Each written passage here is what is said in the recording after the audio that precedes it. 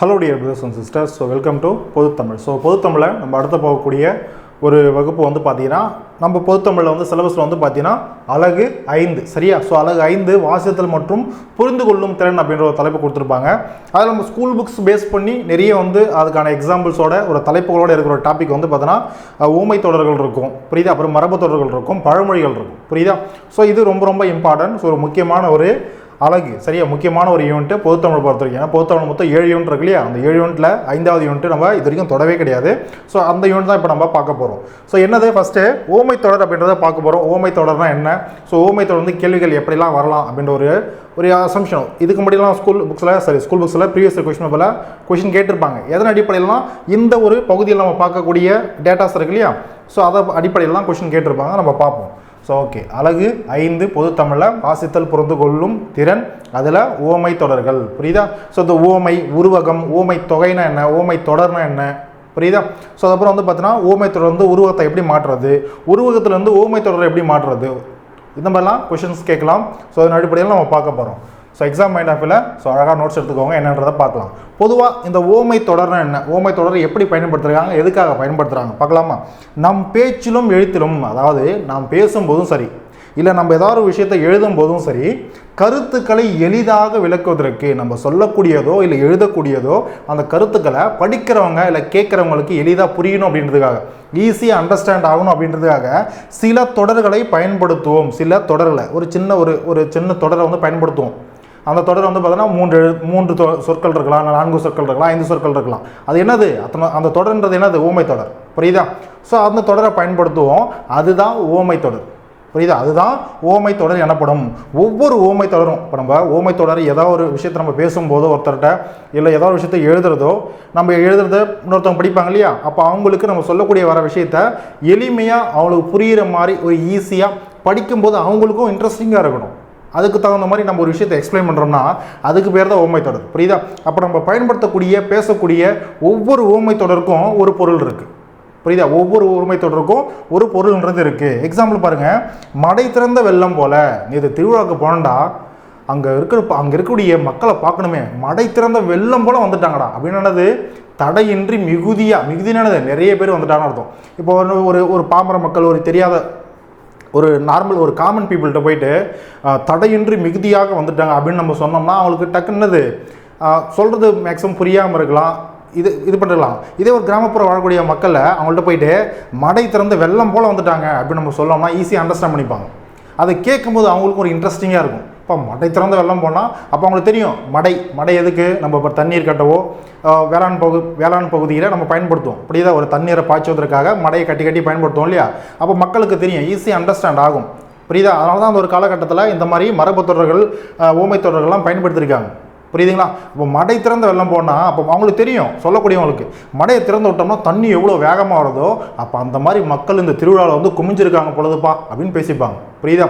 So அப்போ நம்ம சொல்லக்கூடிய வர கருத்தை கேட்குறவங்களுக்கோ இல்லை நம்ம பேசக்கூடியதை கேட்குறவங்களுக்கோ நம்ம எழுதக்கூடியதை படிக்கிறவங்களுக்கோ ஈஸியாக புரியணுன்றதுக்காகவும் அவங்கள படிக்கும்போது இன்ட்ரெஸ்டிங்காக இருக்கணும் அப்படின்றதுக்காகவும் இந்த ஓமை தொடர்களை பயன்படுத்துவோம் புரியுதா.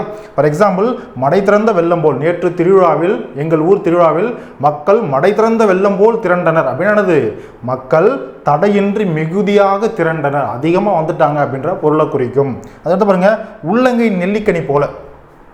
நேற்று கண்ணன் பரிசு பொருளை உள்ளங்கை நெல்லிக்கனி போல எடுத்து சென்றான் அப்படின்னது அவனுடைய பரிசு பொருளை. உள்ளங்கை நெல்லிக்கனினா என்னது, என்ன பொருள் போகிறோம், வெளிப்படைத்தன்மை, வெளிப்படையாக எடுத்துகிட்டு போனான்னு அர்த்தம். உள்ளங்கையில் ஒரு நெல்லிக்கனி வச்சோம்னா இப்போ நீங்கள் காட்டுறீங்கன்னு வச்சுக்கோங்க, உள்ளங்கை மேலே நெல்லிக்கனி இல்லை, அந்த நெல்லிக்கனின்றதை பயன்படுத்தியிருப்பாங்க. பொதுவாக எந்த ஒரு பளிச்சுன்னு தெரியக்கூடிய பொருள், எந்த பொருள் வச்சாலும் அந்த பொருள் ஈஸியாக எல்லாத்துக்குமே தெரியும், வெளிப்படையாக தெரியும். ஏன், கைன்றது அகலமாக இருக்குது, அது மேலே ஒரு பொருள் வைக்கும்போது பார்க்கும்போது ஈஸியாக நமக்கு தெரிஞ்சிடும் புரியுதுங்களா. அதான் உள்ளங்கை நெல்லிக்கனி போல. உள்ளங்கையில் ஒரு நெல்லிக்கனியை வச்சோம்னா ஈஸியாக அது புரிஞ்சிடும், வெளிப்படையாக தெரியும் எல்லாத்துக்கும் புரியுதா. அப்போ உள்ளங்கை நெல்லிக்கனி போல அப்படின்னு சொல்லக்கூடிய அந்த ஊமை தொடர் என்ன பொருளை குறிக்குது அப்படின்னா வெளிப்படைத்தன்மை அப்படின்ற ஒரு பொருளை குறிக்குது சரியாவா. ஸோ இதுதான் ஓமை தொடர்கள் அப்படின்னு நம்ம சொல்லுவோம் புரியுதா. இப்போ இந்த ஓமை தொடர்களில் அடுத்து ஒரு சின்ன கான்செப்டை நம்ம பார்க்க போகிறோம். அதுக்கப்புறம் பின்னாடி நிறைய ஓமை தொடர்கள் இருக்குது, அதுக்கான பொருளும் இருக்குது, நம்ம எக்ஸாம் பாயிண்ட் ஆஃப் வியூவில் பார்ப்போம் சரியா. முதல்ல இந்த ஓமை தொடர்களை பயன்படுத்தக்கூடிய உருபுகள், அதான் ஓம உருபுகள் நம்ம சொல்லுவோம் புரியுதா. அப்போ இந்த ஓம உருபுகள்லாம் என்ன அப்படின்ற ஒரு கான்செப்ட் பார்ப்போமா. ஃபஸ்ட்டு பாருங்கள், ஒரு பொருளை சிறப்பித்து கோர, சிம்பிளாக எடுத்துட்டோம்னா ஏன்ற ஒரு ஃப்ரெண்ட் இருக்கான், பின்ற ஒரு ஃப்ரெண்ட் இருக்கான், ரெண்டு பசங்க இருக்காங்கன்னு வச்சுக்கோங்களேன். இப்போ ஒரு பொருளை சிறப்பித்து கூற அதனை விட சிறந்த வேறொரு பொருளை ஒப்பிடுவது. இப்போ பி என்ற பையனை பற்றி நம்ம சொல்லணும் அப்படின்னா, இப்போ நம்ம சொல்லுவோம் இல்லையா, உன் நண்பனை பற்றி உன்னை பற்றி நான் சொல்கிறேன் அப்படின்னு நம்ம சொல்லுவோம் இல்லையா, அந்த மாதிரி தான். இப்போ பி என்ற பையனுடைய சிறப்பை சொல்லணும் அப்படின்னா அவன் ஏவினுடைய சிறப்பை சார்ந்து இருப்பான், அவனை மாதிரியே இருப்பான். புரியுதா? அப்போ ஒப்பிட்டு பார்க்கறது. அப்போ பியோட சிறப்பை ஏவினுடைய சிறப்போடு ஒப்பிட்டு பார்த்து பியை நம்ம பெருமைப்படுத்தும் விதமாக சொல்கிறது. புரியுதா? அப்போ கம்பேர் பண்ணுறதுக்கு ஒரு விஷயமும் கம்பேர் பண்ணக்கூடிய ஒரு பொருளும் இருக்கு இல்லையா, இந்த ரெண்டு பொருளுமே இந்த ஓமை தொடர்களாக தேவைப்படும். புரியுதா? அப்போ ஒரு பொருளை சிறப்பித்து கூற அது பி, அதனை விட சிறந்த வேறொரு பொருளை ஒப்பிடுவது ஏ. ஏவோட பியை ஒப்பிட்டு பற்றி பேசுகிறோம், கம்பேர் பண்ணி பேசுகிறோம். புரியுதா? இப்படியும் சொல்லலாம், அல்லது அதான் இப்படியும் சொல்லலாம். இன்னொரு எப்படி சொல்லலாம், ஒரு பொருளை பி அதனை விட சிறந்த மற்றொரு பொருளோடு ஏவோடு ஒப்பிட்டு கூறுவது. அவ்வளோதான். ஒரு பொருளை இன்னொரு பொருளோடு ஒப்பிட்டு கூறுறோன்னாவே அது பேர் ஓமைப்பான். புரியுதா? உன்னோட உன் ஃப்ரெண்டை கம்பேர் பண்ணி பேசுகிறாங்களா, அது பேர் ஓமைப்படுத்துகிறாங்கன்னு அர்த்தம். சரியா? சிம்பிளாக அப்படி ஞாபகம் வச்சுக்கோங்க. அப்போது ஓமை அப்படின்றது என்னன்றது தெரிஞ்சிச்சா? ஓகே. இவ்வாறு ஓமித்து கூறுவதனால், ஓமைத்துனா என்னது? சிறப்பித்து கூறுவது. ஓமித்து அப்படின்னா என்னது? சிறப்பித்துன்னு அர்த்தம். ஓமிக்கப்படும் பொருள் அப்படின்னா சிறப்பிக்கப்படக்கூடிய பொருள்னு அர்த்தம். புரியுதா? அப்போ இவ்வாறு ஓமித்து கூறுவதனால், ஒரு பொருளை இன்னொரு பொருளோடு சேர்த்து ஒப்பிட்டு சிறப்பித்து கூறுவதனால் புரியதான எளிதில் புரியும். புரியாத விஷயம், அதான் புரியாத விஷயம் கூட எளிதில் புரியும். புரியுதா? சிம்பிளாக சொல்ல போனால் இது 4 கிலோ கல், இது 5 கிலோ கல். ஆனால் ரெண்டுமே வந்து பார்த்தீங்கன்னா ஒரு இடைக்கற்கள் தான். நம்ம சொல்ல முடியா, டே இந்த கல்லை விட இந்த கல் பெருசுடா அப்படின்னா கம்பேர் பண்ணுறோம். அப்போ கம்பேர் பண்ணும்போது உங்களுக்கு அது டக்குன்னு புரிஞ்சிடும், டே இதை விட அது பெருசுடா அப்படின்றத புரிஞ்சிடும் இல்லையா? அது மாதிரி தான் ஓமையும். சரியா? ஸோ அது மட்டும் இல்லாமல் ஓமைப்படுத்தி ஏன் கூடுறோம், இந்த ஓமை தொடர்கள் ஏன் பயன்படுத்துகிறோம் அப்படின்னா ஆல்ரெடி நம்ம பார்த்துருப்போம். கேட்டார்க்கு இன்பம் பயக்கும். அப்போ கம்பேர் பண்ணி சொல்லும்போது, ஒரு பொருளை ஊமைப்படுத்தி சொல்லும்போது அதை கேட்குறவங்களுக்கு இன்பம் பயக்கும், ஒரு இன்ட்ரெஸ்டிங்கிறது இருக்கும். புரியுதா? ஸோ இதுதான் வந்து பார்த்தீங்கன்னா ஓமை அப்படின்ற பொருள்படும். புரியுதா? பொதுவாக இந்த ஓமை அப்படின்ற கான்செப்டில் சிறப்பிக்கப்படும் பொருள் அது ஓமேயம் எனப்படும். சிறப்பிக்கப்படும் பொருள், இப்போ நம்ம எப்படி ஃப்ரெண்டில் ஏன்னு ஒருத்தர் இருக்கான், பின்னு ஒருத்தர் இருக்கான்னு பார்த்தோம் இல்லையா, அந்த மாதிரி சிறப்பிக்கப்படும் பொருள் ஓமேயம். இந்த பீன்றவன் தான் ஓமேயம், அவன் தான் சிறப்பிக்கப்படுகிற பொருள். புரியுதா? இவன் நம்ம என்ன சொல்லலாம்னா உவமேயம். பாருங்க, உவமேயம் அப்படின்னு சொல்லுவாங்க. ஒரு சில இடத்துல பொருள் அப்படின்ற ஒரு சொற்களையும் குறிப்பிடுவாங்க. புரியுதா? அப்போ எங்கெல்லாம் ஓமையில் பொருள் அப்படின்னு சொல்கிறோமோ இல்லை வந்து பார்த்தோன்னா ஓமேயம் சொல்கிறோமோ ரெண்டு பேரும் ஒருத்தன்றதா இருக்கும். புரியுதா? அப்போது பாருங்க, சிறப்பிக்கப்படக்கூடிய பொருள் ஓமேயம். ஓமேயத்திற்கு ஒப்பாக காட்டப்படும் பொருள், இவனை பற்றி சொல்லணும்னா இவன் கூட இன்னொருத்தன் கம்பேர் பண்ணோம் இல்லையா, இந்த இன்னொரு பொருள், இவனுக்கு பேர் தான் ஓமை. புரியுதா? அப்போ சிறப்பிக்கப்படக்கூடிய பொருள் ஓமேயம் பொருள். அதுக்கடுத்து பார்த்தீங்கன்னா ஓமேயத்திற்கு ஒப்பாக காட்டப்படக்கூடிய, இவனோட கம்பேர் பண்ணோம் இல்லையா, அப்போ அந்த கம்பேர் பண்ணக்கூடிய இந்த பொருள் வந்து பார்த்தீங்கன்னா ஓமை. புரியுதாமா? ஸோ இதுதான் வந்து பார்த்தீங்கன்னா ஓமை ஓமேயம்னா என்ன டிஃப்ரெண்ட்றதை பார்த்துக்குவோம். இன்னொரு முக்கியமான விஷயம், இந்த ஓமேயம் ஓமைன்னு சொல்கிறது பார்த்தோம் இல்லையா, இந்த ஓமை என்ற பொருளுக்கு இன்னொரு பேரும் இருக்குது. என்னது? ஓமானம். புரியுதா? அப்போ நல்லா பார்த்துக்கோங்க. ஓமேயம் அப்படின்னாலும் புரியுதா, சிறப்பிக்கப்படக்கூடிய பொருள், இந்த பொருள் அப்படின்னாலும் ரெண்டும் ஒன்று தான். அதே போல் ஓமை அப்படின்னாலும் உவமானம் அப்படின்னாலும் ரெண்டு பேரும் ஒருத்தர் தான். எக்ஸாம்பிள் கேட்கும்போது கன்ஃபியூஸ் ஆகிடக்கூடாது. புரியுதா? ஓமைக்கு பதிலாக ஓமானம்னு ஒரு சொல்லு இருந்துச்சுன்னா அங்கே கன்ஃபியூஸ் ஆகிடக்கூடாது, அது ஓமையை குறிக்குதுன்றத பொருள்படணும். புரியுதாமா? So okay. அதாவது பார்த்தீங்கன்னா கிளாஸ் எடுக்கும்போது இன்ட்ரெஸ்டிங்காக எடுக்கும்போது ஏதோ ஒரு நாய்ஸ் வெளியில் இருந்துச்சுன்னா இவ்வளோ கடுப்பாகுன்றது. ஸோ ஓகே, அது எடுக்கும்போது தான் தெரியும். ஸோ ஓகே ஃபைன், நம்ம அடுத்து போகலாமா? ஸோ அதனால் வந்து பார்த்தீங்கன்னா இந்த கிளாஸ் லைட்டாக கட்டாகி வந்துடும், ஒரு சின்ன ஒரு நாய்ஸ் வந்ததுனால. சரியா? ஸோ ஓகே, இப்போ என்னென்னு பார்த்தீங்கன்னா சிறப்பிக்கப்படும் பொருள் ஓமேயம் அப்படின்றத பார்த்துட்டோம். ஓமேயம் அப்படின்னு சொன்னாலும் சரி, பொருள் அப்படின்ற ஒரு பொருளையும் அதை குறிப்பாங்க. இன்னொன்று ஓமேயத்திற்கு ஒப்பாக காட்டக்கூடிய இன்னொரு பொருள் இருக்கு இல்லையா, கம்பேர் பண்ணி சொல்லக்கூடிய ஒரு பொருள் இருக்கு இல்லையா, அதுக்கு பேர் தான் ஓமை. அந்த ஓமைக்கு இன்னொரு பேர் ஓமானம்னு சொல்லுவாங்க. புரியுதா? அப்போ பொதுவாக இந்த ஓமை தொடர்களில் இந்த மாதிரி சொல்லக்கூடிய நம்ம ஓமை தொடர்களில் இந்த ஓமை தொடரில் இந்த ஓமைன்னு சொல்லக்கூடிய இந்த பொருள் இருக்கு இல்லையா, இது முன்னும், அதாவது முதல்ல ஓமை தான் வருவான், அந்த ஓமை தான் வருவான். அதுக்கு பின்னாடி தான் அந்த ஓமேயம் சொல்லக்கூடிய அந்த பொருள் வருவான். புரியுதா? அப்போ இது உவமை, இது உவமேயம். புரியுதா? அப்போ பாருங்க, சிறப்பிக்கப்படும் பொருள் ஓமேயம் பின்னாடி வருவான். புரியுதா? இவன் கூட ஒருத்தனை கம்பேர் பண்ண சொல்லணும் இல்லையா, அவன் தான் ஓமை, அவன் முன்னாடி வருவான் ஓமை தொடரில். ஸோ இப்படி தான் இந்த ஃபார்முலா அப்படி தான் அந்த ஒரு தொடர்ன்றது இருக்கும், அந்த ஓமை தொடர்ன்றது இருக்கும். சரியா? எக்ஸாம்பிள் பார்க்கலாமா? இப்போ எடுத்துக்காட்டு போடலாம். மதி போன்ற முகம். மதி போன்ற முகம்ன்றது ஒரு ஓமை தொடர். மதி போன்ற முகம்ன்றது ஒரு ஓமை தொடர். நம்ம என்ன பார்த்துருப்போம், ஓமை தொடரில் ஓமைன்ற முதல்லையும் ஓமேயம்ன்றவன் ரெண்டாவதும் வந்திருப்பான்னு பார்ப்போம் இல்லையா. இங்கே பாருங்கள், அதே போல் தான் இங்கே அமைஞ்சிருக்கும். மதி போன்ற முகம், மதி போன்ற முகம். சார் இங்கே மதி முகம் இதுதானே சார் இருக்குது. இந்த போன்றன்றவன் இடையில ஒருத்தன் வந்திருக்கானே சார், இதை பற்றி நம்ம அடுத்து பார்க்க போகிறோம். இவன் தான் உருபு என்னன்றதை பார்ப்போம். அப்போ பாருங்கள், இந்த ஓமை தொடரில் மதி அப்படின்னு சொல்கிறவன் யார், இவன் முன்னாடி வந்திருக்கான். அப்போ இவன் கம்பல்சரி யார், இவன் தான் ஓமை. புரியுதா? முகம்ன்றவன் யார், அவன் தான் ஓமேயம். புரியுதாமா? அப்போ நம்ம எந்த பொருளை சிறப்பிக்கிட்டு காட்ட போகிறோம்னா இந்த முகம் சொல்லக்கூடிய சொல்ல தான். அப்போ இந்த முகம்ன்ற சொல்ல இன்னொருத்தனோட கம்பேர் பண்ணி நம்ம சொல்லணும். அப்போனா தான் இவனுக்கு இந்த சிறப்புன்றதை செய்கிறோம். புரியுதா? அப்போ இன்னொருத்தனோட கம்பேர் பண்ணுறோம் இல்லையா, அவன் தான் ஓமை. அப்போ பாருங்கள், மதி போன்ற முகம், அவனுடைய முகம். ஃபார் எக்ஸாம்பிள் வந்து பார்த்தீங்கன்னா, இப்போ கமலான ஒரு பொண்ணு இருக்குன்னா அந்த பொண்ணுடைய முகம் வந்து பார்த்தீங்கன்னா எப்படி இருக்கான், மதி போன்று இருக்கான், நிலவு போன்ற ஒரு முகமாக. புரியுதா? அதுதான் வந்து பார்த்தோன்னா ஓமைப்படல். புரியுதா? அப்போ ஓமைப்படுத்தி நம்ம இதை சொல்கிறோம், மதி போன்ற முகம். மதின்றது ஓமை, முகம்ன்றது பொருள், அதாவது ஓமேயம். நம்ம பொருள்னாலும் ஓமேயம்னாலும் ஓமை தொடரை பொறுத்த வரைக்கும் ஒரே என்ன சொல்கிறது மீனிங்கை தான் குறிக்கும் அப்படின்றத பார்த்துருக்கோம். சரியா? ஸோ ஓகே, அடுத்து பாருங்க ஓமை ஓமேயம் பார்த்தோமா. ஓமைன்றது முதல்ல வருவான், அதை தொடர்ந்து ஓமேயம் வருவான். இப்படி தான் ஓமை தொடர்ன்ற ஒரு ஃபார்முலான்றது இருக்கும். இப்படி தான் ஓமை தொடர்ன்ற ஃபார்முலா இருக்கும். அப்போ அந்த ஓமை ஓமேயம் ஆகிய இரண்டுக்கும் இடையில வரக்கூடிய உருபு தான் ஓம உருபு. புரியுதா? அந்த உருபு வந்துருச்சுனாவே இது ஓமை தொடரா அப்படின்றது நீங்கள் வெளிப்படையாக சொல்லிடலாம். ஏன்னா அந்த உருபு வெளிப்படையாக அங்கே வந்திருக்கும். புரியுதா? எக்ஸாம்பிள் பாருங்கள், மதி முகம், இவன் ஓமை, இவன் ஓமேயம். அப்போ ஓமைக்கும் ஓமேயத்துக்கும் இடையில ஒருத்தன் வந்திருப்பான்னு நம்ம சொல்லணும் இல்லையா, இவன் தான் ஓம உருபு. புரியுதா? அந்த கான்செப்ட் தான் இப்போ நம்ம பார்த்துட்டு இருக்கோம். அப்போ மதி போன்ற முகம் அப்படின்றதுல மதின்றது ஓமை, முகம்ன்றது பொருள் சொல்லக்கூடிய ஓமேயம், இடையில வந்திருக்கக்கூடிய அந்த போன்ற அப்படின்னு சொல்லக்கூடிய அந்த ஒரு சொல் ஓம உருபு. புரியுதா? அப்போ ஓமை ஓமேயம் ஆகிய இரண்டுக்கும் இடையில வரக்கூடிய உருபு தான் ஓம உருபு எனப்படும். எடுத்துக்காட்டு இங்கேயே நம்ம பார்த்துட்டோம். இன்னொன்று பார்ப்போமே, தமிழ் தேன் போல இனிமையானது. பாருங்க, போல, போன்ற, இதெல்லாம் என்னது ஓம உருபுகள். இதெல்லாம் ஓம உருபுகள். அப்போ போல போன்ற இது மட்டும்தான் ஓம உருபுகளா சார்? இது வந்தால் மட்டும்தான் இது வந்து பார்த்தீங்கன்னா ஒரு ஓமை தொடர் நம்ம கண்டுபிடிக்க முடியுமா? வேற ஏதாவது சொற்கள் இருக்கா ஓமை உருபுகளுக்கு? இருக்கு. புரியுதா? அப்போ ஓம உருபுகள்லாம் என்னென்ன பாருங்க. ஒரு தொடரில் ஓமை தொடரில் ஒரு தொடரில் போல போன்ற, அதாவது இந்த போல போன்றன்றது சொற்கள் நம்ம ஓம உருபு நம்ம பார்க்குறோம். எதுக்காக அதை பயன்படுத்துவோம்னா ஓமை தொடரலாம். ஓமை தொடர் என்னது, ஒன்று இன்னொன்று கம்பேர் பண்ணுறது. அப்போ பாருங்கள், சிம்பிளாக இவன் போல அவன் இருந்தான் சொல்லுமா. அப்போ அந்த போலன்ற சொல் அங்கே வருது இல்லையா, அந்த போலன்ற சொல் எதுக்காக வருது, இவனை கூட அவனை கம்பேர் பண்ணுறதுக்காக வருது.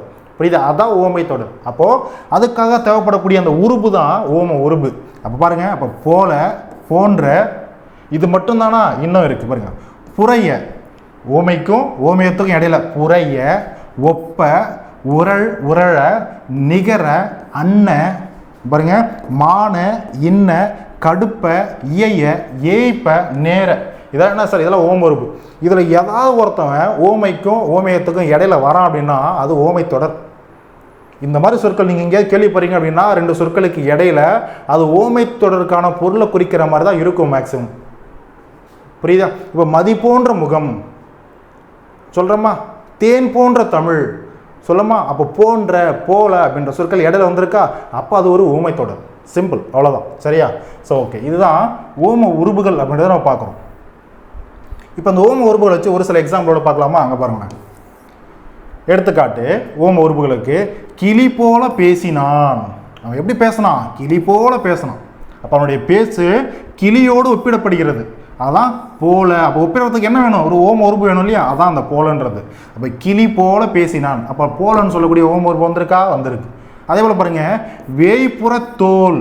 இந்த புரை அப்படின்றது இந்த இடத்துல என்னது, புரைய, இது ஒரு ஓம உருபு. நல்லா பாருங்க, இந்த போல போன்ற, புரைய, ஒப்ப, உரழ, நிகர, அன்ன, புரியுத, இந்த மான, இன்ன, கடுப்ப, ஈய, ஏய்ப்ப, நேர, சரியா? இந்த எல்லா ஓம உருபுகளும் அதாவது போல, போன்ற அப்படின்ற பொருளை தான் குறிக்கும்.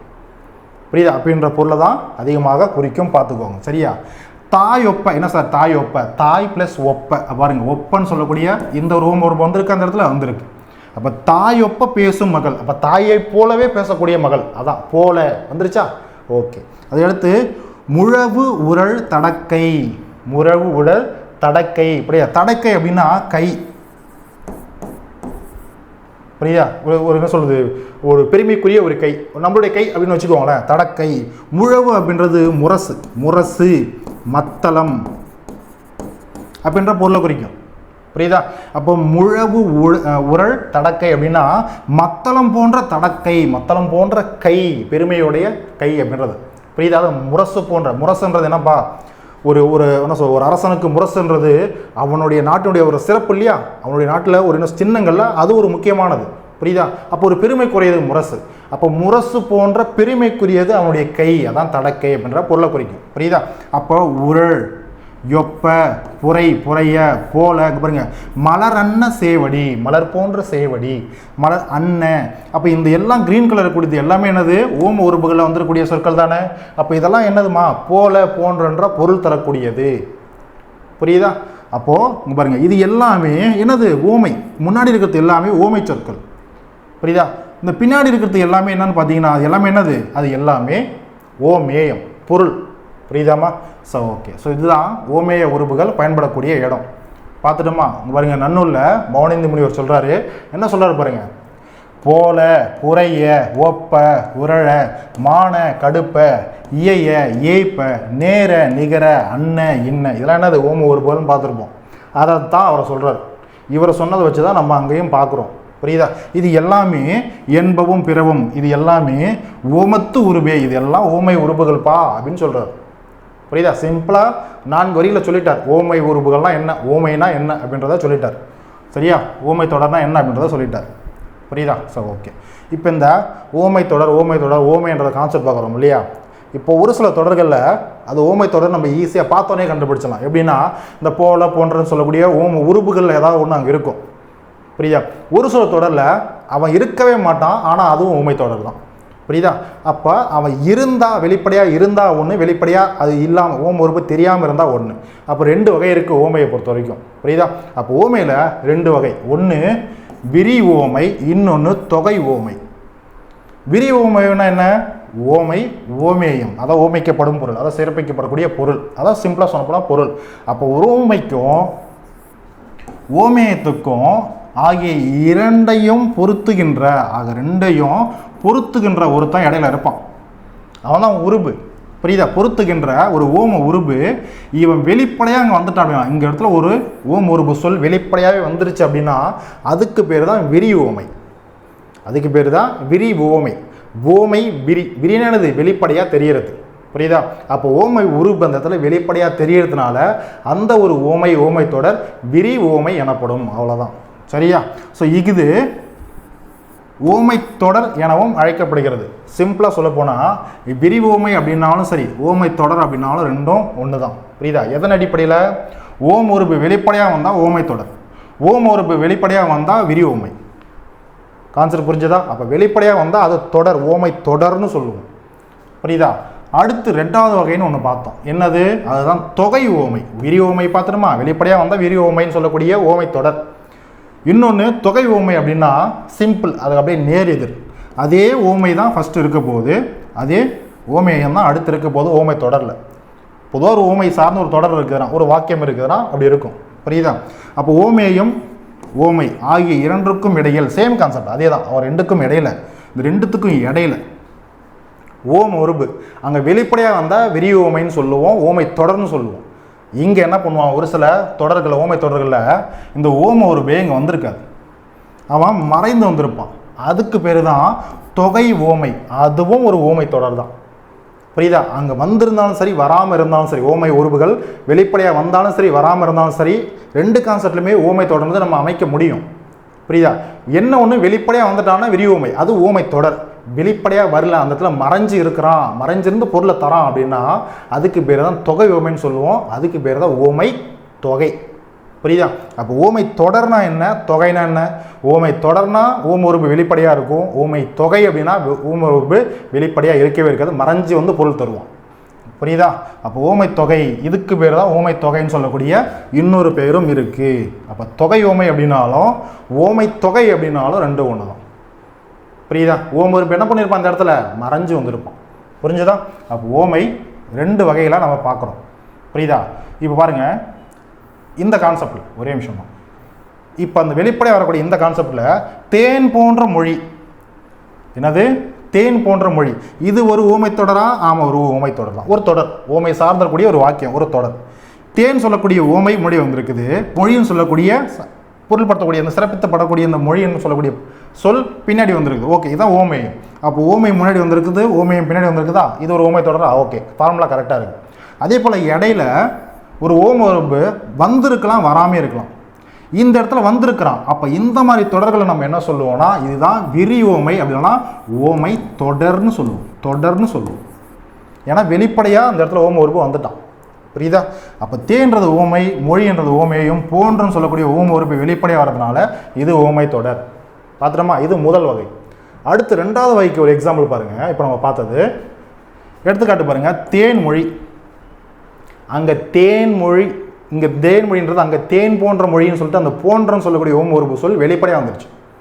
அது ஓமை தொடர், விரி ஓமை. புரியுதா? ஆனால் இந்த இடத்துல பாருங்களேன், தேன் சொல்லக்கூடியது என்னது, ஒரு ஓமை. மொழின்னு சொல்லக்கூடிய என்னது, அதே ஓமேயம். அப்போ முன்னாடி ஓமை, பின்னாடி ஓமேயம். கரெக்டாக வந்திருக்கா? வந்திருக்குது. அப்போ இது ஒரு ஓமை தொடருக்கான ஒரு எக்ஸாம்பிள் தான்.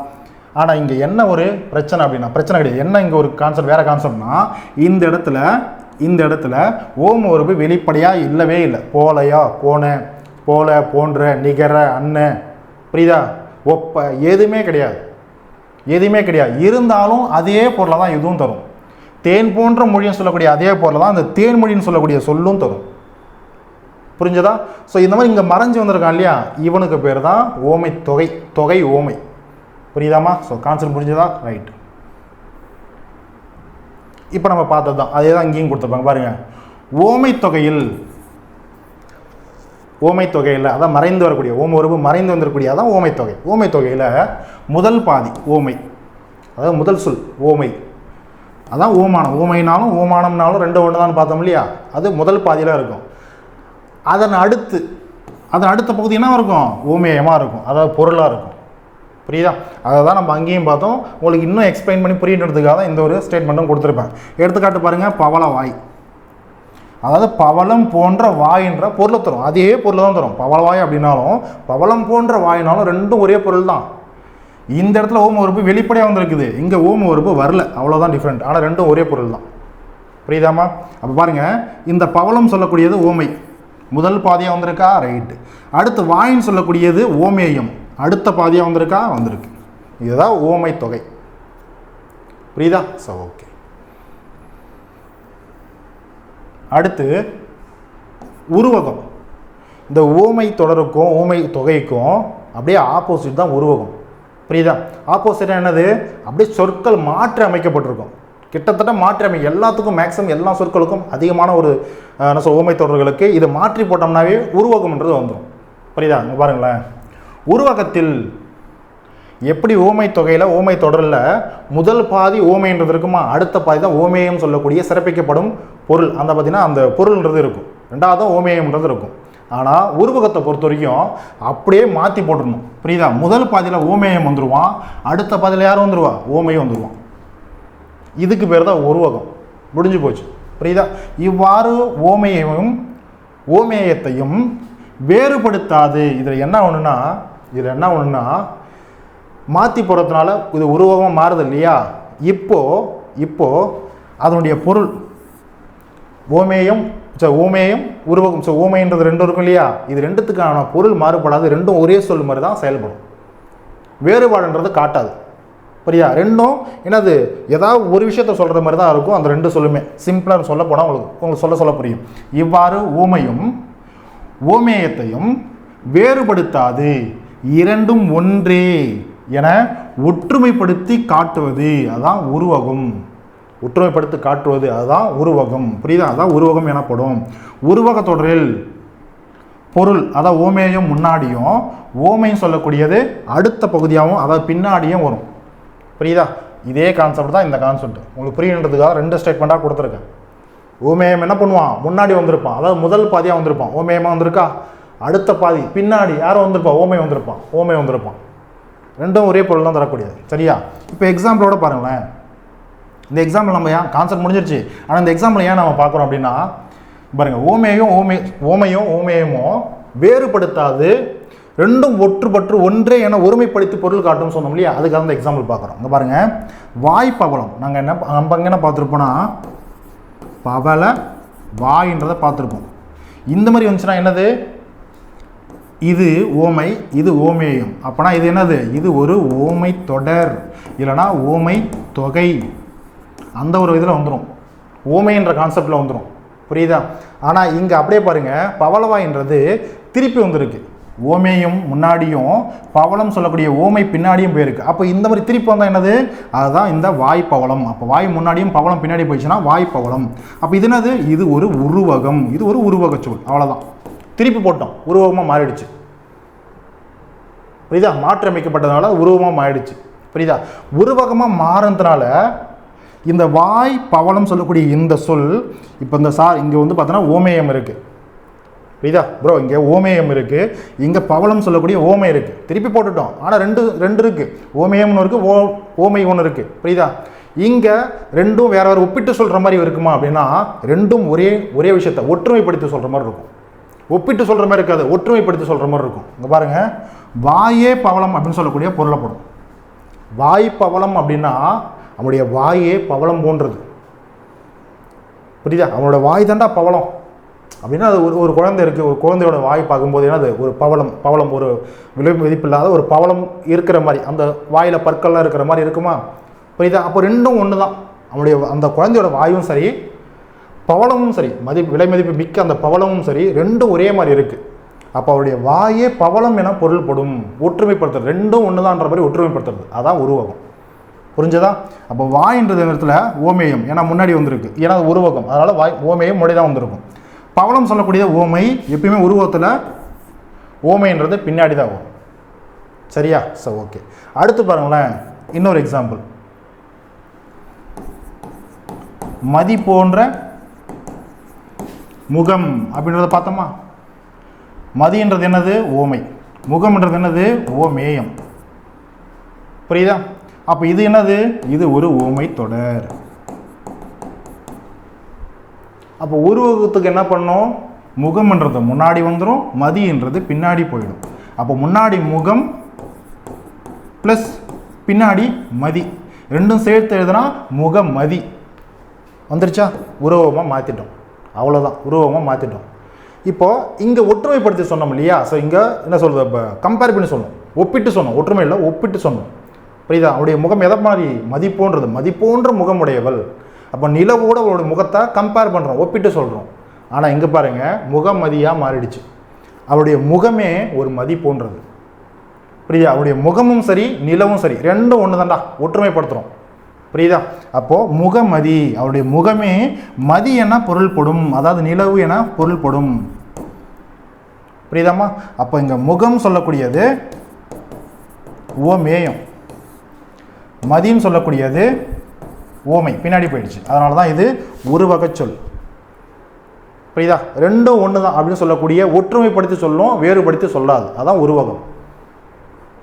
புரிஞ்சுதாம்மா? So okay. ஸோ இப்போ பாருங்களேன், நிறைய எக்ஸாம்பிள்ஸ் இருக்குது. இப்போ இந்த சைடு இருக்கிறது எல்லாமே ஓமை, அது ஓமை தொகையாக இருக்கலாம், இல்லை ஓமை தொடராக இருக்கலாம். ஓமை தொகைக்கும் ஓமை தொடருக்கும் என்னம்மா, ஓமை உருவு மறைஞ்சு வந்திருக்கும், இல்லை வெளிப்படையாக வந்திருக்கும், அவ்வளோதான். மற்றபடி அந்த முதல் பகுதி இருக்கு இல்லையா, அது கம்பல்சரி என்னவாக இருக்கும், அது ஓமையாக தான் இருக்கும். ரெண்டாவது பகுதி, அடுத்த பகுதி கம்பல்சரி என்னவாக தான் இருக்கும், ஓமை தொடராக இருந்தாலும் சரி, தொகையாக இருந்தாலும் சரி, அது ஓமேயமாக தான் இருக்கும். புரியுதா? அப்போ இது ஒரு ஓமை தொடர்னு நீங்கள் எடுத்துக்கலாம், இல்லை ஓமை தொகைன்னு கூட நீங்கள் எடுத்துக்கலாம். புரியுதா? ஸோ ஓகே, இது ஃபுல்லாக ஓமை சார்ந்தது. இது அப்படியே ஆப்போசிட் உருவகத்தை சார்ந்தது. எப்படின்றது பார்க்கலாமா? அமுத மொழி, அமுதம் போன்ற மொழி, ரெண்டும் ஒரே பொருள் தான். புரியுதா? இது அப்படி திருப்பி போட்டோம் அப்படின்னா, மொழி முன்னாடி வந்து அமுது மொழி போயிடும், பின்னாடி போயிடும். அப்போ மொழி அமுது உருவகமாக மாற்றிட்டோம், அவ்வளோதான். சரியா? கையற்கண். புரியுதா? கையற்கண். கையல்னா ஒன்று கயல், அதான் கையர்னு மாறிடுச்சு. சேர்த்து எழுதும்போது இந்த இடத்துல இல்லுன்றது இர்ரா மாறிடும், திரிஞ்சிடும். புரியுதா? கையற்கண். அதை உருவமாக மாற்றும் போது கண் முன்னாடி வந்துடும், கையல் பின்னாடி போதும். அப்போ கண் கையல் அப்படின்றது உருவமாக மாறிடுச்சு. புரியுதா? அதே போல தான் எல்லாத்துக்கும் பாருங்கள். தேன்மொழி, தேன் போன்ற மொழி, மொழி தேன். புரியுதா? பூ விரல், பூ போன்ற, பூ போல விரல், அப்போ விரல் பூ. மதி போன்ற முகம், முகமதி. மலர் போன்ற அடி, மலர் அடி. அது எப்படி மாறிடுச்சு உருவமாக பார்க்கும்போது? அடி மலர். அப்படியே ரிப்பீட், அப்படியே இன்டர்சேஞ்ச், அவ்வளோதான். முத்து போன்ற பற்கள், முத்து போன்ற பல், பல் முத்து. வில் போன்ற புருவம், புருவ வில். அப்படியே மாறிடும் உருவமாக, அப்படியே மாறி போடணும். மலர் போன்ற பாதம், பாத மலர்.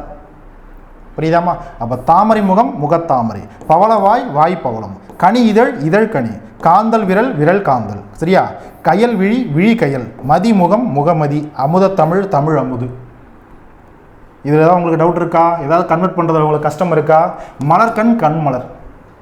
ஏதாவது உங்களுக்கு நம்மளுக்கு கஷ்டம்ன்றது இருக்கா? கிடையாது. சரியா? உருவகம் அப்படின்றத பார்த்தோம்னா ஓமைன்றதை எழுதிடலாம்.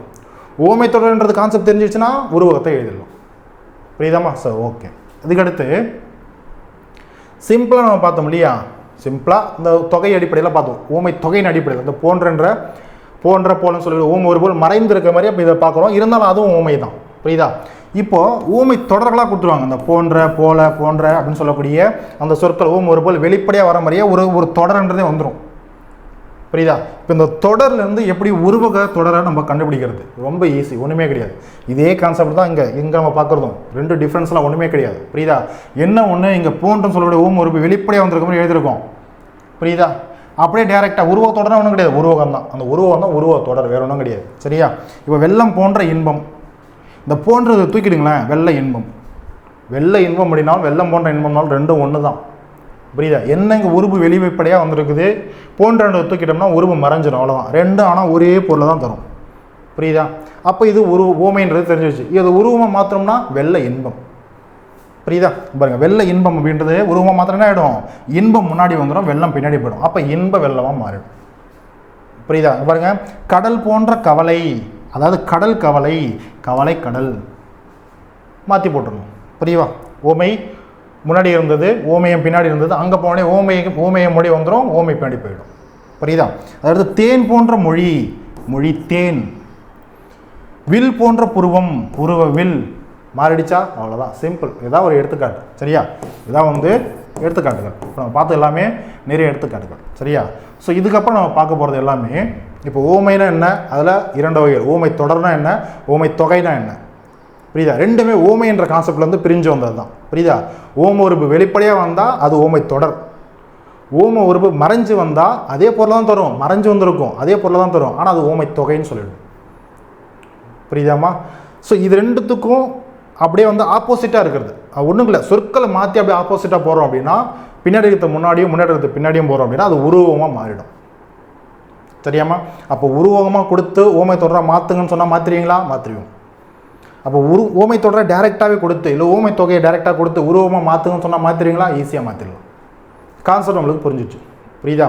இப்போது நம்ம பேசலையும் சரி, நம்ம எழுதக்கூடிய ஒரு எதுவாக இருந்தாலும் சரி, அதில் நம்ம பேசுகிறத கேட்குறவங்களுக்கோ இல்லை நம்ம எழுதுறத படிக்கிறவங்களுக்கோ ஈஸியாக புரியணுன்றதுக்காக இந்த மாதிரி ஓமை சார்ந்த விஷயங்களை படிக்கிறவங்களுக்கு எளிதாகவும் இருக்கணும், இன்ட்ரெஸ்டிங்கோடு அவங்கள படிக்கணுன்றதுக்காக நிறைய ஓமை தொடர்கள் இருக்குது.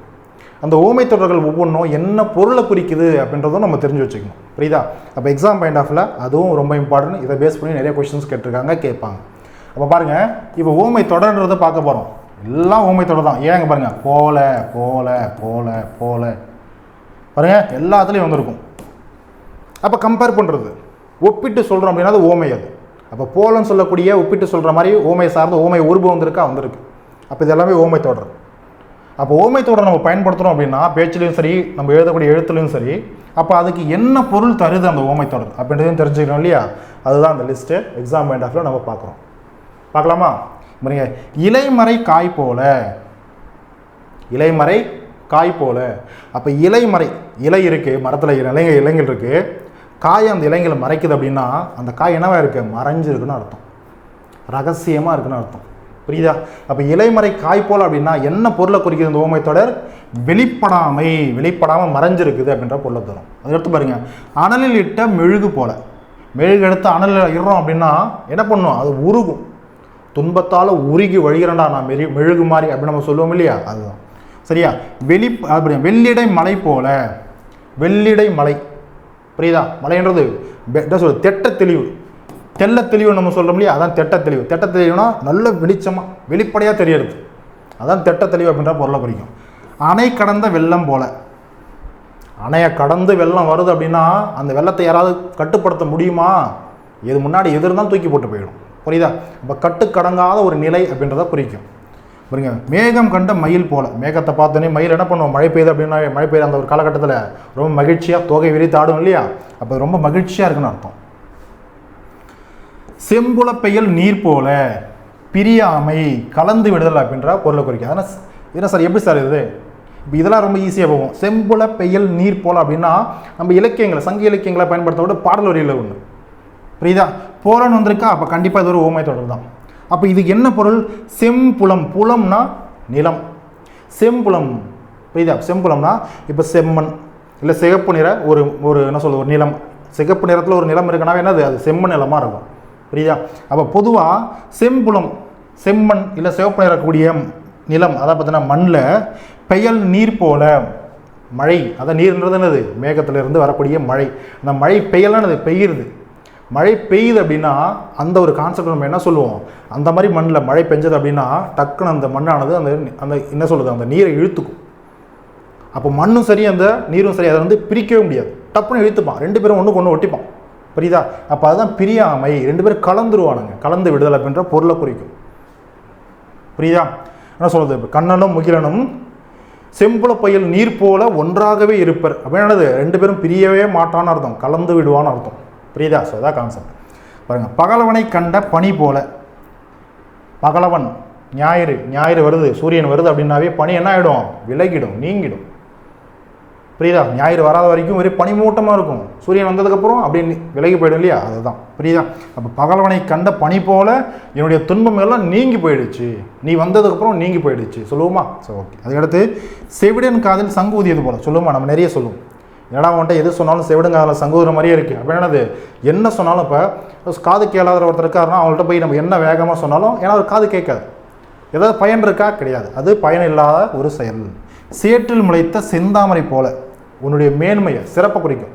சேராக இருந்தாலும் அந்த இடத்துல செந்தாமரை முளையுது அப்படின்னா, ஃபார் எக்ஸாம்பிள் சொல்ல இல்லையா, ஃப்ரெண்ட் சர்க்கிள் நல்லாவே இருக்காது, இருந்தாலும் அதில் ஒரு பையன் தாக்கு பிடிச்சி அவனுடைய என்ன சொல்கிறது, ஒரு கன்சிஸ்டன்சியாக அவனுடைய ஒரு கட்டுப்பாட்டோட, சுய கட்டுப்பாட்டோடு என்ன பண்ணுவான்? நல்ல மனிதனாக வருவான்.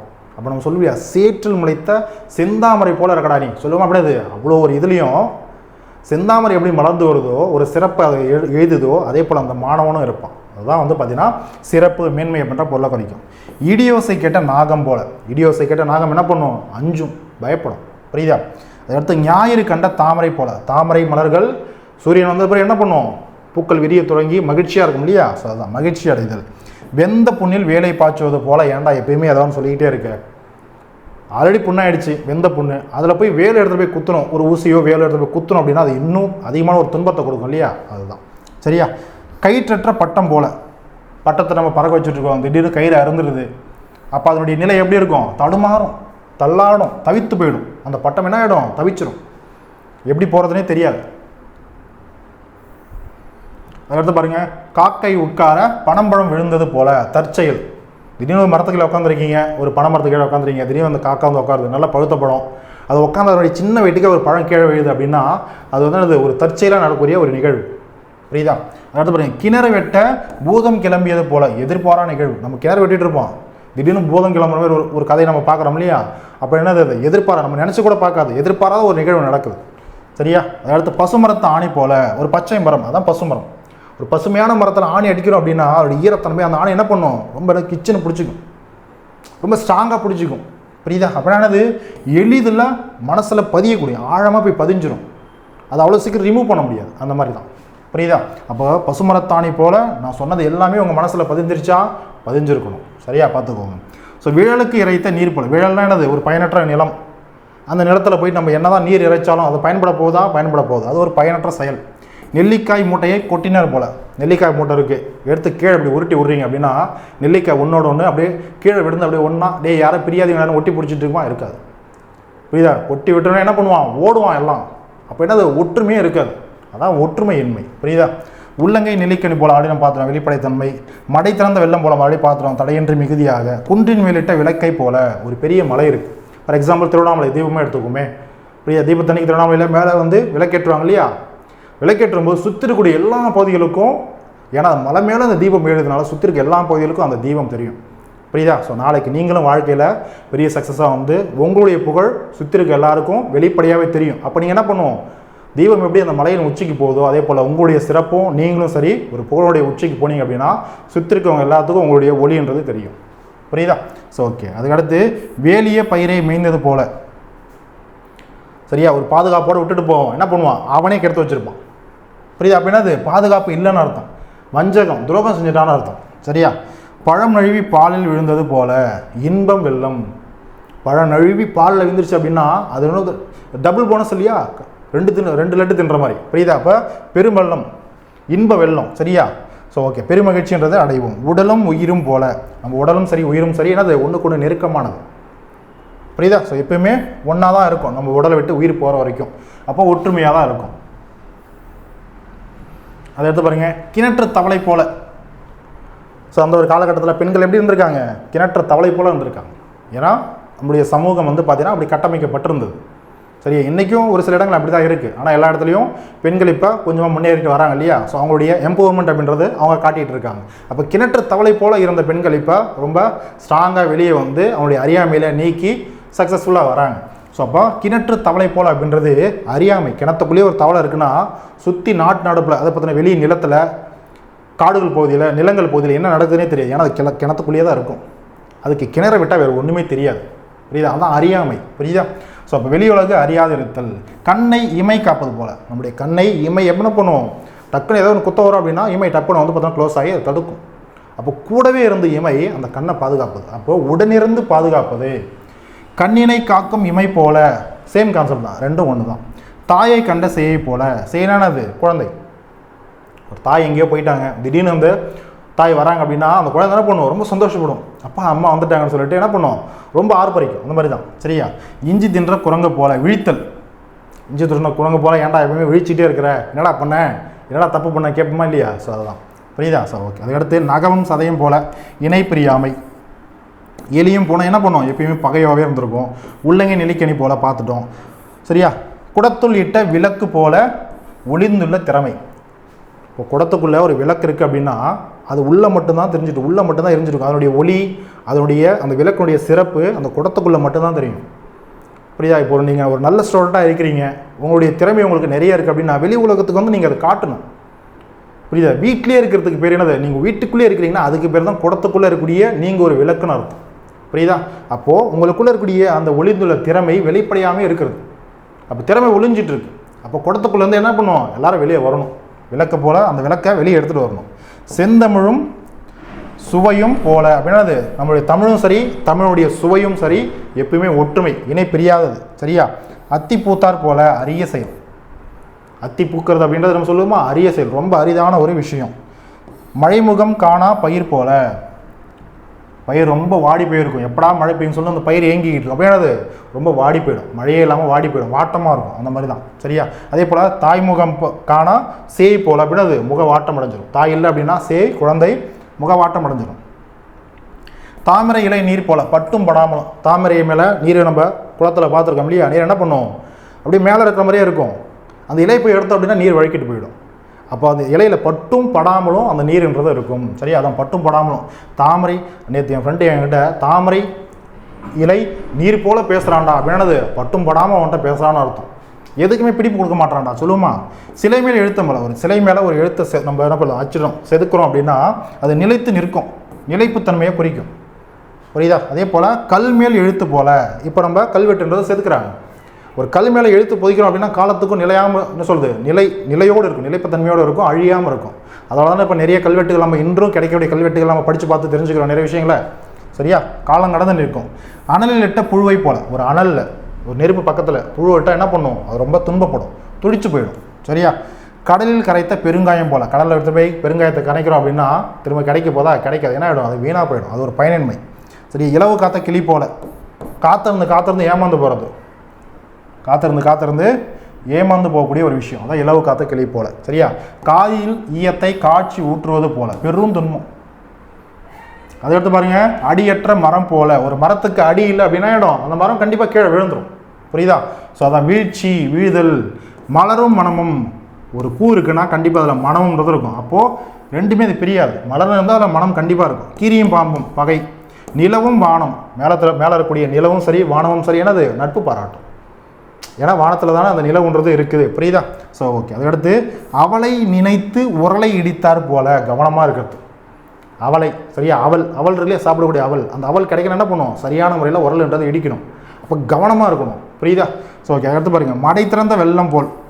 மடை திறந்து வெள்ளம் வருது அப்படின்னா ரொம்ப என்னது? ஃபாஸ்ட்டாக டப்புன்னு வரும், விரைவாக வரும். புரியுதா? அடுத்து புலியை கண்ட மான். புலியை மான் பார்த்துச்சுன்னா என்ன ஆகிடும்? மிரண்டு போயிடும், மிரண்டு ஓடும். அதான் மிரட்சி. ஸோ கடைசியாக ஒரு சில தான் இருக்குது, பார்த்துக்கலாம். உரிய காலத்தில் பெய்த மழை. மழையே இல்லை, சரியா? இன்னொரு இப்போ வேண்டாலும் பரவாயில்ல, இன்னும் ஒரு வாரத்திலே மழை பெஞ்சால் நல்லா இருக்கணும்னு சொல்லும் போதே அந்த மழை பெய்யுது அப்படின்னா அந்த நேரத்தில் அந்த மழை பெய்யுது பெரிய உதவின்னு அர்த்தம். புரியா? அப்போ பேர் உதவியை குறிக்கும், பெரிய உதவி. புரியுதா? திருடனை தேல் குட்டியது போல. சொல்ல முடியாத இல்லை. ஒரு வீட்டுக்கு ஒரு திருட போனான்னு வச்சுக்கோங்களேன். திருட போன இடத்துல அவனுக்கு தேல் கொட்டிடுச்சு. வீட்டில் எல்லாரும் இருப்பாங்க. தேல் கொட்டிடுச்சு, கத்த முடியுமா? கத்துறானா அவன் மாட்டிப்பான், போட்டு வெளுத்துருவாங்க. புரியுதா? கத்துறான் அவன் மாட்டிப்பான்னு அந்த தேலுக்கும் தெரியும், கொட்டியிருக்கும். புரியுதா? அப்போ என்ன பண்ணுவது? வெளியே சொல்ல முடியாத சுச்சுவேஷன்.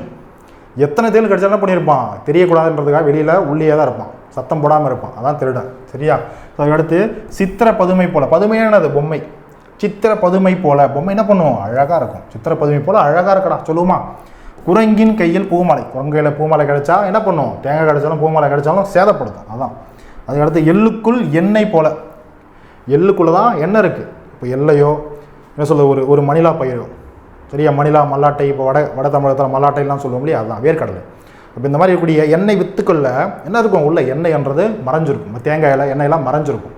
அப்போ அது நம்மளுக்கு எதாவது தெரியுதா? கிடையாது. ஏன்னா அது மறைஞ்சிருக்குது. புரியுதா? அப்போது எள்ளுக்குள் எண்ணெய் இருக்கிறது என்ன? அது மறைஞ்சிருக்கக்கூடிய ஒரு விஷயம், ஒளிந்திருத்தல். மதில் மேல் பூனை போல. ஒரு மதில் மேலே, மதில் அது ஒரு சுவர் மேலே பூனை இருக்குது அப்படின்னா தூக்கி மேலே விட்டோம்னா இந்தாண்ட தாவலாமான்னு சொல்லிட்டு இப்படி பார்த்துக்கிட்டே இருக்கும். புரியுதா? அப்போ ஒரு குழப்பம்ன்றது இருந்துக்கிட்டே இருக்கும். புரியுதா? அப்போ முடிவு எட்டாமல் தடுமாறக்கூடிய ஒரு நிலை. நீர்மேல் எழுத்து போல. நம்ம ஃப்ரெண்டு சொல்லுவோம் இல்லையா? டே மச்சான், அடுத்த வருஷம் நம்ம ஒரு ட்ரிப்பு போகிறோம்டா அப்படின்னு சொல்லிட்டு என்ன சொல்லுவான்? நீ சொல்கிறதெல்லாம் தண்ணியில் தான்டா எழுதி வைக்கணும் அப்படின்னு. அது தண்ணியில் அடுத்த வருஷம் நம்ம ட்ரிப்பு போகிறோம் அப்படின்னு சொல்லி தண்ணியில் எழுத வச்சு அப்படின்னா அது நிலையாக இருக்குமா? உடனே அழிஞ்சு போயிடும். நம்ம எழுதி அடுத்தது எழுத்து எழுதுறோமோ இல்லையோ அது அழிஞ்சு போயிடும். ஸோ அந்த மாதிரி தான். சரியா? அப்போது நீர்மேல் எழுத்து போல அப்படின்னா நிலை இல்லாமை. அடுத்து பாருங்கள். பசுத்தோல் போர்த்திய புலி போல. இந்த கதை நம்ம கேள்விப்பட்டிருக்கோம் இல்லையா? லோ ஸ்டாண்டர்டில் படிச்சிருப்போம். பழைய புக்கெல்லாம் இருக்கும். ஸோ ஏமாற்றுறது. வெயிலில் பட்ட புழுவை போல துன்பப்படுதல். அகழ்வாரை தாங்கும் நிலம் போல. தமிழ் இகழ்வார் பொறுத்தல் தலை திருக்குறள். பொறுத்து கொள்ளுதல். புரியுதா? அதடுத்து எடுப்பார் கைப்பிள்ளை போல. சுய அறிவுன்றதே இருக்காது. எடுப்பார் கைப்பிள்ளை. யார் என்ன சொன்னாலும் அதை கேட்டே நடப்பான். அவன் தான் எடுப்பார் கைப்பிள்ளை. சரியா? ஊமை கண்ட கனவு போல. வாய் பேச முடியாதவங்க ஒரு கனவு காண்றாங்க அப்படின்னா அவங்களால அது சொல்ல முடியுமா மற்றவங்கள்ட்ட? ஏன்னா அவங்க வாய் பேச முடியாது. அப்போ அவங்களோட எவ்வளோ பெரிய கனவு கண்டாலும் அந்த கனவு ஃபுல்லாக அவங்கள்ட்ட எல்லாத்தையும் தெளிவாக சொல்ல முடியுமா? சொல்ல முடியாது. அப்போ கூற இயலாத நிலை, இயலாமையை குறிக்கும். சரியா? ஆலையில் அகப்பட்ட கரும்பு போல. ஒரு ஆலை, ஒரு மிஷினுக்குள்ளே கரும்பு போய் மாட்டிச்சு அப்படின்னா அது வெளியே வரத்துக்குள்ளே சக்கையாக புழிஞ்சு சாறு எடுத்துருவாங்க. புரியுதா? அந்த போல தான் நம்முடைய நிலை. அப்போது கூற முடியாத நிலையில் மீற முடியாத துயரம். அதுக்கடுத்து இரும்பும் காந்தமும் போல. இரும்பும் காந்தமும் ஒன்றுக்கு ஒன்று பக்கத்தில் வச்சா என்ன ஆகிடும்? ஈர்க்கும். ஈர்ப்புன்றது இருக்கும். அதாவது கவர்தல், கவர்ச்சின்றது இருக்கும், ஈர்ப்புன்றது இருக்கும். ஊசியும் நூலும் போல. ஊசியும் நூலும் பிரியா நட்பு. ஊசி இருந்துச்சுன்னா கண்டிப்பாக நூல்ன்றது கம்பல்சரி இருக்கணும். அப்போ தான் ஒரு யூஸ். நூல் இருந்ததுன்னா கண்டிப்பாக வீட்டில் யூஸ்ன்றது கண்டிப்பாக வச்சுருப்பாங்க. அப்போ ரெண்டும் ஒன்றுக்கு ஒன்று ஒரே இடத்துல அந்த நூல் கண்ணிலே குத்தி வச்சுருப்பாங்க இல்லையா? அப்போ பிரியாத நட்பு. ரெண்டு பேரும் ஒன்றா தான் இருப்பான். எட்டி பழுத்தார் போல. பயனற்றது. எட்டி பழுக்கிறது பயனற்ற ஒன்று, யாருக்கும் யூஸ் ஆகாது. எரிகின்ற நெருப்பில் எண்ணெய் வார்த்தார் போல. எண்ணெய் ஊற்றுவது போல. ஆல்ரெடி நெருப்பு இங்கே பெரிய பிரச்சனை போயிட்டுருக்கு, நீ வேண்டாம் இன்னும் கொஞ்சம் ஊற்றுற சொல்லுவோமா? தூண்டி விடுறது. அதுக்கடுத்து பாருங்கள். ஒரு தாய் வயிற்று பிள்ளைகள் போல. ரெண்டு பேரும் வேறு வேறு ஃப்ரெண்ட்ஸாக இருப்பான். புரியுதா? ஆனால் முகச்சாரம் வந்து பார்த்தீங்கன்னா கிட்டத்தட்ட ஒரே அசம்பிளன்ஸ் இருக்கும். டே அவனை மாதிரியே நீ இருக்கடா, நீ இவனை மாதிரியே இருக்கு அப்படின்னா அது ரெண்டு பேரும் ஒரே தாயோடைய பிள்ளைகள் மாதிரி இருக்கீங்க அப்படின்னா அது ஒற்றுமை, முக ஒற்றுமைன்றது இருக்கும். புரியுதா? அதான் உருவ ஒற்றுமை. ஸோ கடன் பட்டார் நெஞ்சம் போல், கடன் பட்டவங்க நெஞ்சம் என்ன பண்ணும், கலங்கும். அந்த கடனை எப்படா அழைக்க போகிறோம்னு சொல்லிட்டு கலங்கிக்கிட்டே இருக்கும். புரியுதா? ஸோ இது எல்லாமே என்னது, ஓமை தொடர்கள் நம்ம பார்க்குறோம். அதுக்கான பொருள்ன்றது நம்ம பார்த்துருக்கோம். சரியா? இது மட்டும்தான் இருக்குது. ஆனால் ஊமை தொடர்கள் நிறைய இருக்குது. எக்ஸாம் பாயிண்ட் ஆஃப்ல இன்னும் வந்து பார்த்தீங்கன்னா நிறைய ஒரு சில இதெல்லாம் இருக்குது. ஸோ அட்லீஸ்ட் இது வரைக்குமா தெரிஞ்சு வச்சுக்கோங்க, அழகாக நோட்ஸ் எடுத்து வச்சுக்கோங்க. கண்டிப்பாக இந்த ஒரு கிளாஸ் உங்களுக்கு பிடிச்சிருக்கும், புரிஞ்சிருக்கும் நம்புகிறேன். சரி, ஓகேம்மா. ஸோ கண்டினியூஸாக கிளாஸ் எடுத்ததுனால ஒரு ஃப்ளோவில் போனதுனால ஸோ லைட்டாக வாய் வலிக்கு பார்த்துக்கலாம். சரி, ஓமை தொடர். சரியா? ஓமை தொடர்னு சொல்லக்கூடிய இந்த ஒரு கான்செப்ட் நம்ம பார்த்துருக்கோம். என்ன பண்ணுவோம் உங்களுக்கே தெரியும். பிடிச்சிருந்தது அப்படின்னா கண்டிப்பாக லைக் பண்ணி தம்ஸ் கொடுங்க. மறுபடியும் நம்ம அடுத்த ஒரு கான்செப்ட், ஏன்னா யூனிட் 5லேயே வந்து பார்த்தோன்னா இன்னும் வந்து பார்த்தோன்னா மரபு தொடர்கள் இருக்குது, அதே போல் பழமொழிகள்லாம் இருக்குது. இதெல்லாம் பழமொழிகள் நம்ம பார்க்கும்போது ஓல்டு புக்கெலாம் நிறைய இருக்கும், நிறைய பழமொழிகள் இருக்கும். நம்ம என்ன நியூ புக்கில் இருக்கக்கூடிய அந்த சொலவடைகள் டாபிக் மட்டும்தான் இருக்குது அப்படின்னு நம்ம நினச்சிட்டு இருப்போம். ஆனால் ஓல்டு புக்கில் இருக்கக்கூடிய அந்த என்ன சொல்லுது, அந்த மொழித்திறன் பயிற்சிக்கு பின்னாடி இருக்கக்கூடிய எல்லா இடத்துலையும் ஒரு 5 இல்லை ஒரு 4 என்ன சொல்லுது, ஒரு பழமொழிகள்லாம் கொடுத்துருப்பாங்க இல்லையா? அந்த எல்லா பழமொழியுமே தெரிஞ்சு தான் வச்சுருக்கணும். எதுக்காக தெரிஞ்சு வச்சுக்கிறோம் அப்படின்னா, ஒன்றும் பழமொழியை சார்ந்த கொஸ்டின்கள் எப்படி வரலாம்னா கோடிட்ட இடத்த வச்சுலாம் கொஸ்டின் கேட்கலாம். புரியுதா? அப்போ பழமொழிகள் ரொம்ப ரொம்ப முக்கியம், தெரிஞ்சாகணும், ரொம்ப ரொம்ப இம்பார்ட்டன்ட். சரியாம்மா? ஸோ ஓகே, மறுபடியும் நம்ம இன்னொரு கிளாஸில் பார்க்கலாம். So thank you.